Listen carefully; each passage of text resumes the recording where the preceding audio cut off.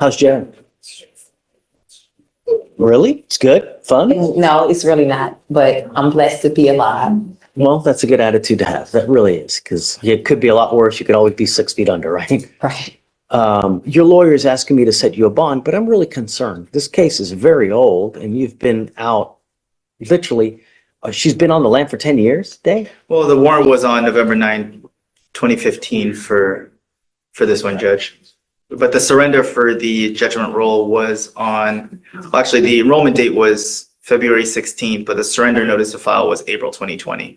So I don't know what kind of efforts they went, but the actual forfeiture date was in 2015. Do you know, do they really want, are they going to I come? mean, that's, like with the other ones, I can only confirm the initial teletype confirming that the warrant is valid and they do still want her. We've tried to reach out to, I'm sorry, Mr. Kim has tried to reach out to the demanding jurisdiction to see how serious of a case is it? Are they really going to come back? But he's been unable to reach anyone. And I mean, it's only been, 30, 45 minutes. So,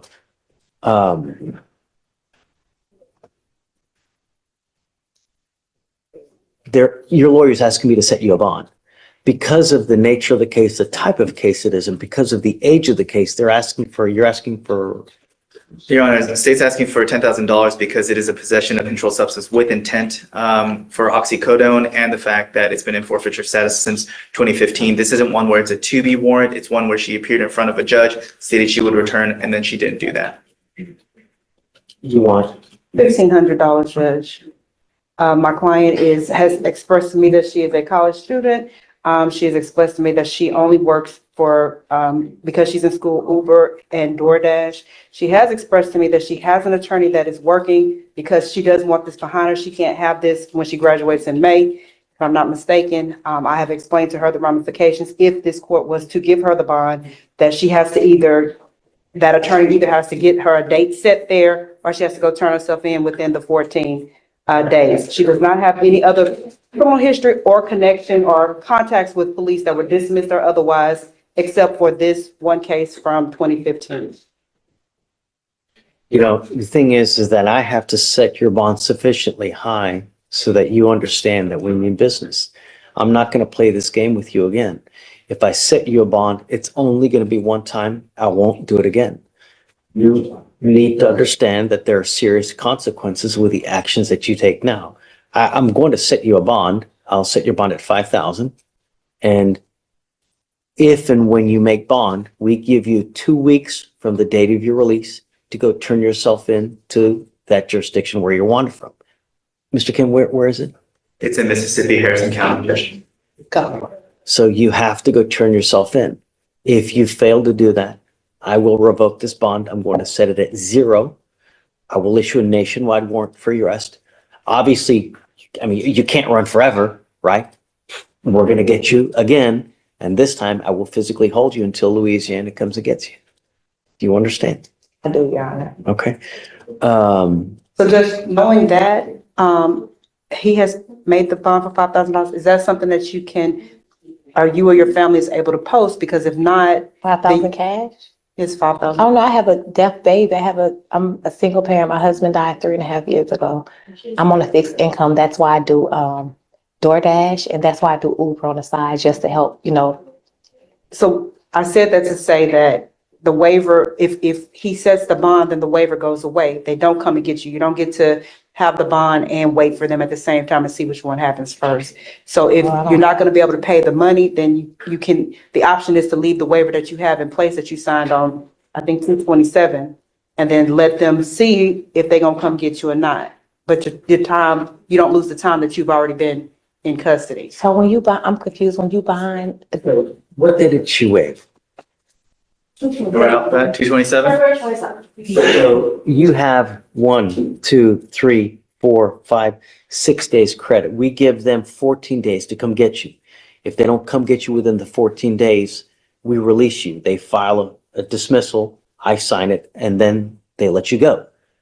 If that happens, the warrant will always remain active. And that warrant will always remain active until you physically go back or somehow go back to Louisiana and take care of it. That said, if you want to make this bond, you have to withdraw that waiver that you have, and then you lose those 6 days. So If you withdraw it and you don't make the bond, you lose all that time and you basically it's Sorry. told until you re-waive or you make that bond. I only say this because of the age of the case and the fact that I didn't know she had counsel in Mississippi. It's very, very rare, but I have been seeing it happen here and then, or here and there, is if local counsel there can get a new setting date. Like I said, it's incredibly rare. I can count on one hand the amount of times it's happened. What do you mean, get a new setting date? So even if they don't appear with sufficient evidence, the Marsh Sheriff's Office says she's in our custody and her persons is here. And for a variety of factors, I can't speak to Mississippi because I'm not licensed there and I don't work there, is whatever sufficient factors they have to set a new date for her to self-surrender versus outside of the fugitive, they'll recall the warrant. So like I said, it's incredibly, incredibly rare, but only because of the age of the warrant and the fact that she has counsel there. Well, but we don't know that. Well, but I'm saying if the information for that counsel can be sent to. I mean, I'm not going to give you a PR bond. This case is 10 years old. You've been I need you to understand that we mean business. I'm not here to play games. And so that's why we have to set it sufficiently high so that you realize that you have to have skin in the game so that we know that you're going to go back. I'll let you guys talk about it. I don't want you to make a decision here in front of everybody. So you guys talk about it. You know, I'm not stuck on the 5,000. I go back down a little bit, but it's not going to be much, you know, but. I'll stand down. Thank you, Judge. So, Yeah. So Yes, sir. I'll let you guys go talk. Okay, I sir. don't want you to say something here that you might invariably regret because it's in front of everyone, you know? Okay, please. Thank you, Judge. Thank you, I'll Judge. go down some, you know, but a reasonable amount. I'm sorry. I'm General Litigation. You know, Representative Gentleman? Oh, hell yes. Here's the Fifth Circuit saying that it's unconstitutional. Good morning, sir. Sir, you're charged with unlawful carrying of a weapon. You are facing up to a year in jail and or a $4,000 fine. We are going to do probable cause. You have the right to remain silent. Anything you say can and will be used against you. Shh. You have the right to have an attorney present. If you cannot afford one, one will be appointed to you, sir. Yes, Judge.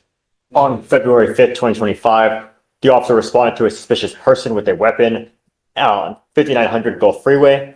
The officer made contact with the defendant, who was 17 years old. The defendant advised he was inside Jack in a Box while brothers were selling waters outside. The defendant saw a male rushing at his brothers with a knife, pulled out his gun, and pointed it at the male while telling his brothers to run. The officer performed a search on the defendant, locating a 9mm Glock 19, and the defendant advised he bought the gun from a friend for $150. I mean, Yes, Judge. In this case, the officer was going off the fact that he performed the search because he indicated there was a firearm. So he's going to the defense of others. yes, Judge. It's another person. And it's just the way that this is pled is because he's underage. He's below the age of 21. That's the way it's pled, Your Honor. You hear this?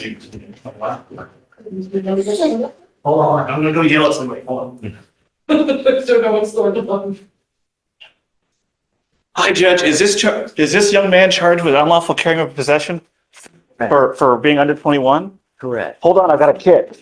Here's the GPS But I'm memo. more concerned about the defense of others. Did you hear it? I mean, Well, hold on. hold on a second. Here's Wait a minute. GPS. Let me give you a lawyer, Mr. Yeah. Oh, I volunteer representation. Yeah, Give me a record, can you fill that out? please? I will do that. But here's a GPS memo saying that it's Hold on a second. unconstitutional. You know, Representative Gentleman? Oh, hell yes. Here's the Fifth Circuit saying that it's unconstitutional. Here is the United States District Court, Northern District, saying it's unconstitutional. Here's a motion to quash information. I'll just cross out the name. Great job. Yeah, I had to get in this fight yesterday and I'm teed up. Here you go, Mr. Tito. Thank you. Judge. I was gonna, yeah, look, you gotta be very careful, you know, God forbid something happens where you really dig yourself a hole. I'm gonna find no probable cause, but really, you have to be very careful. You know, sometimes you make a decision in life and it can really have consequences, all right? You know what that means, right? Are you in school? It all starts with school, man. You got to get your in the back into school. This is not a good way to go through life at 17. The more schooling you have, the more money you're going to make. Knowledge is power, my friend. Do it. Make something. Make me proud. Please. You got it. It's going to get dismissed. Be careful, friend. Yeah. Literally have all that on because I have a case in another court. I was going to find no PC anyways. So.